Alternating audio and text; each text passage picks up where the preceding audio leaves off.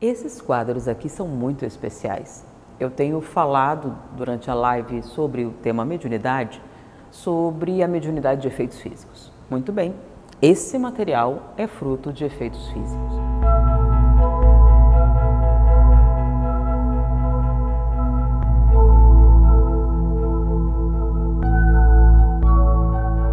Nessa casa espírita, há uma reunião de tratamento espiritual que já tem muitos anos e vários médiuns passaram por esta reunião. Um deles foi Júlio César Grande Ribeiro, do Espírito Santo, um médium de efeitos físicos com largos recursos, que fez uma instituição lindíssima. Ele tinha uma atividade com crianças e ele participava eventualmente, anualmente, perto do aniversário da casa, ele costumava participar desta reunião de tratamento. Obedecendo algumas características, como o objetivo era o tratamento físico, basicamente, era uma reunião que era feita no escuro, então não havia luzes, as portas fechadas, controle climático, e havia uma cabine para o médium, necessidade, e algumas camas para pessoas enfermas. Essa reunião, o grupo de apoio ficava numa sala, em vibração, oração, mantendo a concentração, e muitas vezes interferências espirituais aconteciam, alguns fenômenos. Mas, quando esses médiuns especiais participavam da reunião, as coisas eram diferentes. Então, Julinho, quando ele estava presente, estava numa cabine, os espíritos se materializavam, se tornavam tangíveis. Não era visível porque era no escuro, mas tangível. Você ouvia eles falando, eles interagiam com as pessoas e quando você ouvia falando, voz direta, então os espíritos falavam, eram tangíveis, interagiam com as pessoas. E o Júlio César também produzia alguns fenômenos como aquelas luvas de parafina. Então você tinha um balde com parafina quente e os espíritos colocavam as mãos em um balde com gelo, deixavam luvas de parafina e outros fenômenos assim. E havia um espírito chamado Hermann, que era um artista. E ele produzia desenhos. Como é que os desenhos eram feitos? Lembra que a gente fala sobre escrita direta, em que o espírito escreve? Muito bem, Hermann desenhava assim, não era um médium incorporado. No canto da parede, fica difícil mostrar para vocês porque a sala ficava cheia e uma mesa encostada no canto, com lápis em quantidade deixados e o espaço todo ocupado com cadeiras dos assistentes. Então não havia como acessar a mesa. As cadeiras estavam encostadas. Quando a reunião terminava, Hermann sempre deixava um presente, que era uma gravura que ele desenhava materializado ou usando lápis, a gente não pode especificar, é o que a gente chama de escrita direta, no caso pintura direta, o desenho direto. Então a gente ouvia o lápis se movendo. Só que quando a luz acendia, os desenhos estavam virados para a parede, como se a pessoa estivesse desenhando a partir da parede, naquela movimentação. Em volta não havia espaço para ele se posicionar. Se ele se colocasse ali, qualquer um dos presentes notaria. Então, a ideia é que ele estava por trás da mesa desenhando. Então, a pessoa diz, isso aí não acredito. É a presença das pessoas, é o depoimento das pessoas. Eu participei dessas reuniões, não havia como você acessar. E no final da reunião havia uma gravura de presente para a instituição. No aniversário, que eram 5 anos, o desenho direto. Então o espírito desenhou, não foi uma incorporação, não foi um fenômeno de efeitos intelectuais, fenômeno de efeitos físicos.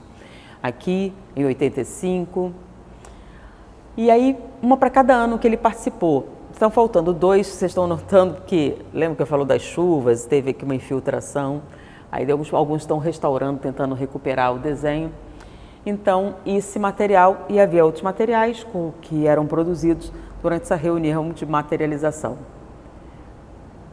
Esse desenho aqui, além do desenho, você tem aqui uma mensagem do espírito, tá? Só que ela está no que a gente chama de escrita especular. Não só o texto, mas o desenho está ao contrário.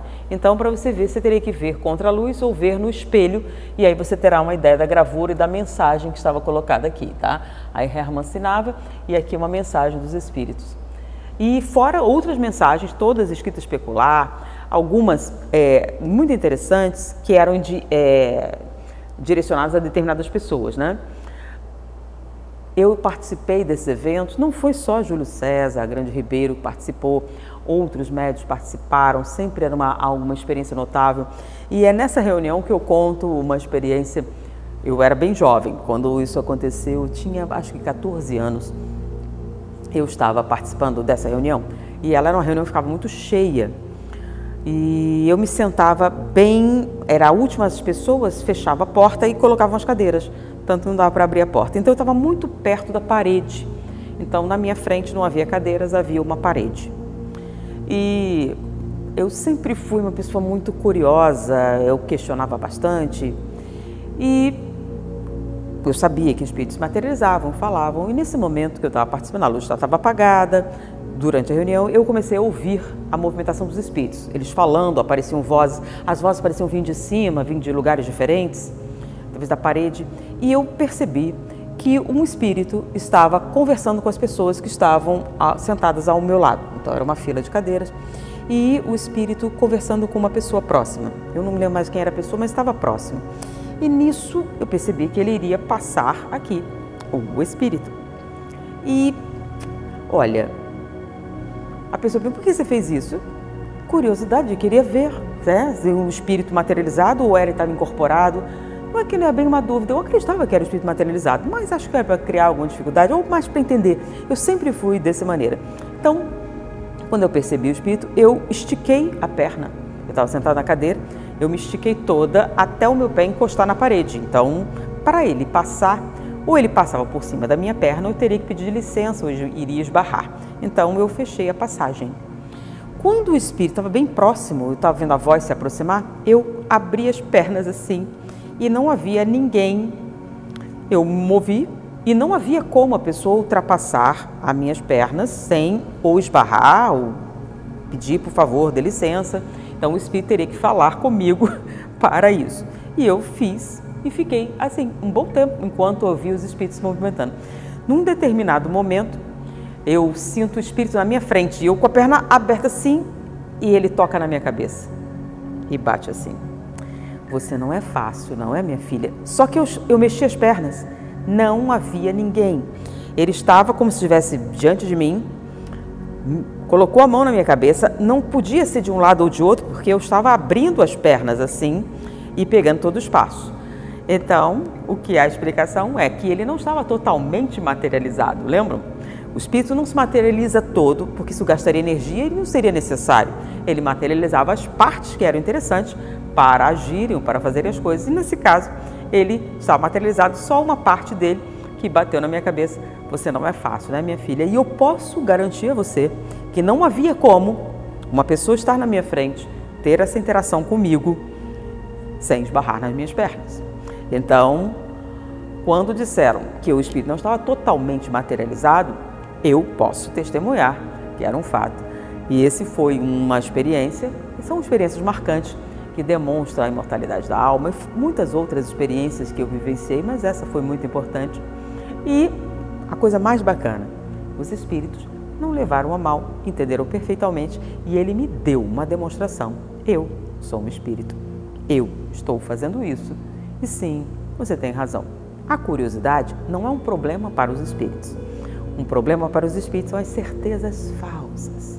Se você tem dúvida, tente esclarecê-las. Seja sincero sobre isso, questione, corra atrás, transforme uma dúvida, uma possibilidade em uma realidade cheia de êxito, de possibilidade. Por quê? Porque a força divina de bases sólidas, então, quando a sua fé, quando é baseada em estruturas firmes, quando você constrói o seu castelo sobre a rocha, ele atravessa as tempestades. Então imagine alguma imagem de fé, alguma promessa gerou tantas coisas, imagine certezas. Imagine você ter algo sólido para se basear, para basear as suas decisões. Então, para que serve a mediunidade? Por que os espíritos não vêm e mostram tudo transparentes assim? Porque a ideia não é substituir o seu esforço. Você deve buscar. Você deve procurar. Ah, mas existem demonstrações? Sim, eles fizeram. Mas quantas pessoas me perguntam sobre a demonstração da mediunidade? Durante muito tempo da minha vida, eu achava que eu tinha que provar. Então eu corri atrás de fenômeno mediúnico, tem um médium, tem isso, a pesquisar, gravar, fotografar, porque eu achava que se eu mostrasse para as pessoas de maneira inequívoca, isso resolveria o problema, que eu achava que o problema era esse. A pessoa não acreditava porque não tinha material para isso. Então, eu dediquei uma boa parte da minha vida nesse tipo de coisa, com o objetivo de mostrar. Levou muito, muito tempo para a maturidade chegar e eu entender que não é uma questão de certeza, é uma questão de maturidade psicológica.